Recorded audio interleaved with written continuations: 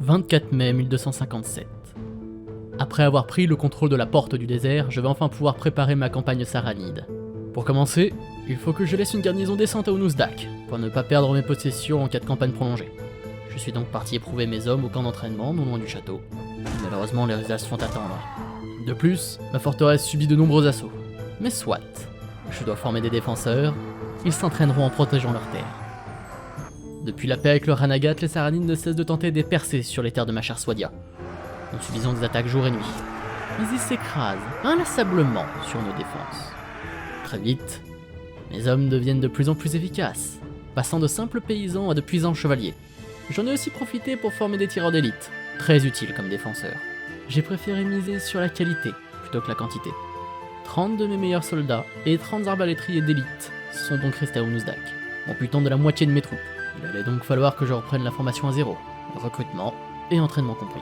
Même étant allégé de la défense d'Unuzdak, il m'est possible d'entraîner mes nouvelles recrues plus loin. Commençant par des bandits, puis une fois suffisamment expérimentés, nous avons commencé à traquer les petits seigneurs pour perdre le moins de soldats possible. Nous allions même jusqu'à les suivre sur plusieurs lieux et faire des incursions dans le désert. Les premières charges étaient laborieuses à cause de la chaleur, mais nous avons vite pris le coup, balayant les troupes du sultanat avec une facilité déconcertante. Rien ne pouvait nous arrêter. Il m'a fallu du temps, mais mes troupes étaient enfin prêtes à entamer cette fameuse campagne dans le désert. Mais avant tout, une petite escale à Halmar s'imposait. D'une part pour le ravitaillement, et d'autre part, je me suis permis d'étudier les défenses de la ville, pour le jour où la guerre reprendra avec le Ranagat. Ma première cible était le château de Jamish, une place forte, stratégique, nichée au cœur des montagnes. À peine arrivés, mes hommes se sont attelés à la construction d'une tour de siège. Les travaux ont été longs et laborieux, et pour ne rien aider, nous subissions fréquemment les attaques des émirs, venus en aide à la garnison. Le sultan Hakim lui-même est venu m'affronter. Et contre toute attente, alors qu'ils étaient 3 à 4 fois plus nombreux et sur leur terrain, moi, un petit seigneur swadien de cœur, j'ai repoussé, sans alliés, les forces les plus grandes de ce royaume. Pour moi et mes hommes, c'était devenu clair. Dieu guidait nos pas. À l'aube du 20 juin, la tour de siège fut finie, et nous nous sommes lancés contre les remparts de Jamish.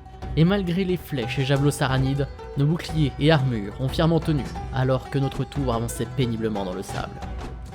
Une fois le chemin de ronde accessible, j'ai foncé, comme à mon habitude en première ligne. Et suivi de mes fidèles compagnons, nous avons enfoncé la ligne de défense, les repoussant dans la cour et sur les tours. Tours où se sont d'ailleurs réfugiés les derniers gardes, que nous sommes nonchalamment allés déloger. Une fois le château en ma possession, je ne l'ai pas réclamé, et ne m'intéresse pas. Je l'ai défendu jusqu'à ce que le roi le donne à un seigneur, et donc ne plus avoir à le défendre pour pouvoir me diriger vers mon réel objectif. Durbuka. Ayant combattu une grande partie des seigneurs saranides durant mes incursions, la route était parfaitement dégagée pour permettre un siège sans contretemps. Petit à petit, nous avons pris les remparts, les tours, jusqu'à nous battre à l'entrée des rues. J'ai pris Durbuka, vaincu les principales forces saranides et coupé le sultanat en deux. Les exploits sont arrivés jusqu'à l'oreille du roi Arraos, qui m'invita à Praven. Pour les miens, j'étais un seigneur avec qui il faudrait compter. Mais du côté de mes ennemis, on a commencé à m'appeler le fléau de Dieu.